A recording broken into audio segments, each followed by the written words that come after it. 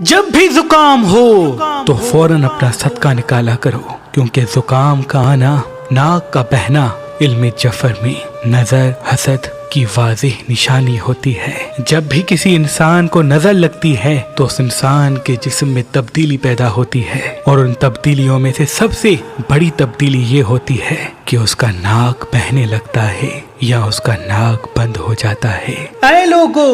جب بھی زکام ہو یا تمہارا ناک بند ہو یا ناک بہنے لگے تو کوشش کر کے ناک کے پانی کو ٹیشو پیپر یا کسی ایسی چیز سے صاف کرنا جو چیز پہلے سے صاف ہو۔ اپنے کپڑوں سے یا اپنے ہاتھوں سے کبھی بھی ناک کے پانی کو صاف نہ کرنا، کیونکہ اس سے روحانی امراض اور جسمانی امراض بڑھتے ہیں۔ اور جب جب تمہارا ناک بہے تو حسب توفیق کالی چیز کا صدقہ نکالو یا لال چیز کا صدقہ نکالو، اور نیم گرم پانی پہ چاروں کو لے کے ایک مرتبہ آیت الکرسی ایک مرتبہ دم کر کے پی لیا کرو، تاکہ اس نظر کا اثر اللہ کے کرم سے فوراً ختم ہو جائے۔ اپنے ناک کے پانی کو ادھر ادھر نکال کے نہ پھینکا کرو، بلکہ کسی صاف کپڑے سے صاف کر کے اس کو کسی کونے، ڈسٹ بن یا ایسی جگہ پہ رکھا کرو جہاں پاؤں تلے کچلا نہ جائے، کیونکہ جو انسان اپنے ناک کا پانی ادھر ادھر پھینک دیتا ہے اور وہ دوسرے انسانوں کے پاؤں تلے کچلا جاتا ہے تو یوں وہ انسان